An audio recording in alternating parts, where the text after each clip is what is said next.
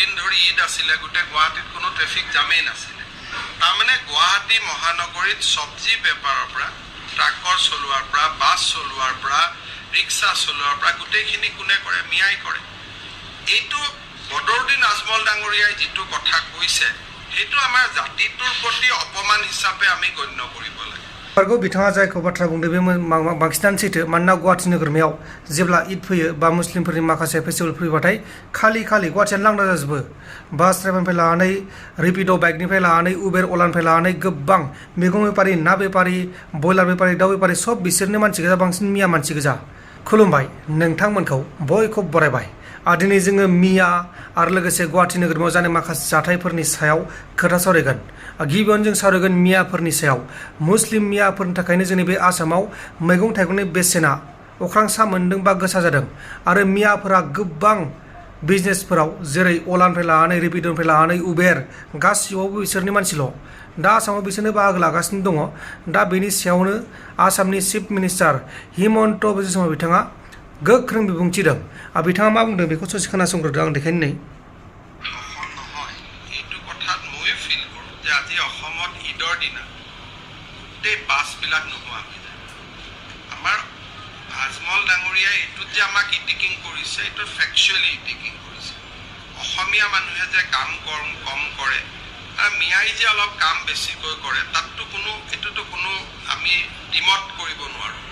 এই যোৱা দুদিন ধৰি ঈদ আছিলে গোটেই গুৱাহাটীত কোনো ট্ৰেফিক জামেই নাছিলে তাৰমানে গুৱাহাটী মহানগৰীত চব্জি বেপাৰৰ পৰা ট্ৰাকৰ চলোৱাৰ পৰা বাছ চলোৱাৰ পৰা ৰিক্সা চলোৱাৰ পৰা গোটেইখিনি কোনে কৰে মিয়াই কৰে এইটো বদৰুদ্দিন আজমল ডাঙৰীয়াই যিটো কথা কৈছে সেইটো আমাৰ জাতিটোৰ প্ৰতি অপমান হিচাপে আমি গণ্য কৰিব লাগে আৰু অসমীয়াই তাৰ প্ৰতিশোধ ল'ব লাগে কৰ্ম সংস্কৃতিৰ মাজেৰে যে আজি যে আজমলেও আমাক ইটিকিং কৰিব পৰা হ'ল সেইটো আপোনালোকে প্ৰশ্ন কৰাতকৈ আপোনালোকৰ গাত বিন্ধিব লাগিব মোৰ গাত বিন্ধিব লাগিব আৰু অসমীয়া ল'ৰাবিলাকে এই কামবিলাক আজুৰি ল'ব লাগিব কাজিয়া কৰি নহয় প্ৰতিযোগিতাৰে কাৰণ কেইদিনমান আগতে অমিত শ্বাহ ডাঙৰীয়া মিটিং আছিলে মিটিংটো ঈদৰ দিনত পৰিলে 29 তাৰিখে মই মিটিংখন কেনচেল কৰিবলগীয়া হ'ল কাৰণ চবেই ক'লে যে ছাৰ বাছটো নাপাম বোলে কিয় বাছ নাপাম বোলে চব বাছৰ ড্ৰাইভাৰ মিয়া মানুহে গুৱাহাটীত যিমান বাছ আছে এই গোটেই বাছৰ 80% ড্ৰাইভাৰ মিয়া মানুহ ওলা উবেৰৰ 70% ড্ৰাইভাৰ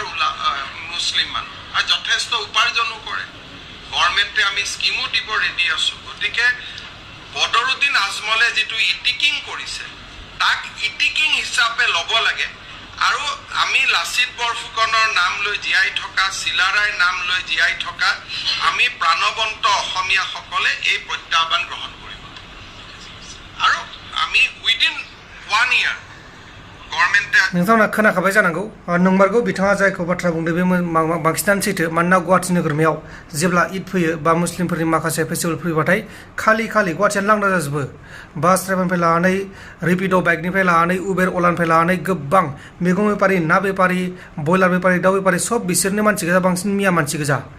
दा जोंनि बर' मानसिफोरानो जा बा गुबुन हारिनि मानसिफोरानो जा बिसोर जायगा लानो रोङाखै बा जायगा लानो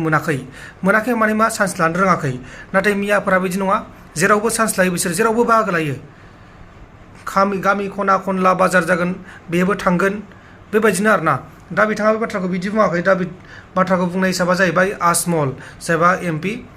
बिथाङा माखासे बाथ्रा बुंदोंमोन जाहैबाय बेनि सायावनो खेंफोरथि होदों दा आजमला बुंदोंमोन आसामाव मियाफोर गैयाबाथाय आसामानो थंख' जालांगोन बेबायदि होनना बुंदोंमोन आरो दा बेनिखायनो बिथाङा बुंदों गुवाहाटि नोगोरनिफ्राय 1 बोसोरनि गेजेराव गुवाहाटि नोगोरमानि फुटपाथनिफ्राय मियाफोरखौ होखारजोबगोन माने बिसोरनि बिजनेसखौ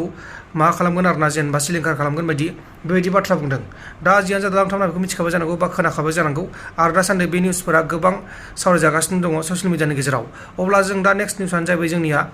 गुवाहाटि नोगोरमानि सिङाव थानाय काइलिपारा ओनसोलनि मोनसे रिहाब सेन्टाराव नबजित कलिता मुंनि सासे सुबुंखौ रिहाब सेन्टारनि सासे मेनेजार बायदि गथ'फोरखौ नायग्रा बे नबजित कलिताखौ बुथारदों गिबियावनो बेखौ बुथारदों होनना मिथियाखैमोन नाथाय नबजित कलितानि न'खरनि मानसिफ्रा सन्देह खालामबाय आरो पुलिसा इनभेस्टिगेसन खालामबाय इनभेस्टिगेसन खालामनायनि गेजेरजों नबजित कलिताखौ जायबा रियाबनि मेनेजार बे बुथारनानै रोखा जाबाय आरोना CCTV केमेरायाव नुजाजोबदों दा बेखौ एरेस्ट खालामबाय नैबेनोमोन दायनिगिरिया दा बेखौ एरेस्ट खालामनानै जोबथेसालिसिम दैथायहरनाय जाबाय बेबायदिनो गोबां साननो गोनां रियाब सेन्टारफोराव गोबां बिदिनो ड्राग्स फाग्लाफ्रा थायो जायफ्रा ड्राग्स एडिक्टेड माने ड्राग्स सोबनानै सोबालासिनो थानो हाया सानसे सोबालासिनो थानो हाया ड्राग्स सोबनो मोनाबाथाय फाग्ला बायदि जायो बेबायदि मानसिफोरखौ दोनफैनाय जायो रियाब सेन्टाराव आरो बे रियाब सेन्टारा जाहैबाय काइलिपारायावमोन आरो दा जियानो जाला लोगोफोर दिनै माखासे आपडेटफोरा बेखिनियानोमोन गोजोन्थों एसेनोसै जय बर' हारिनि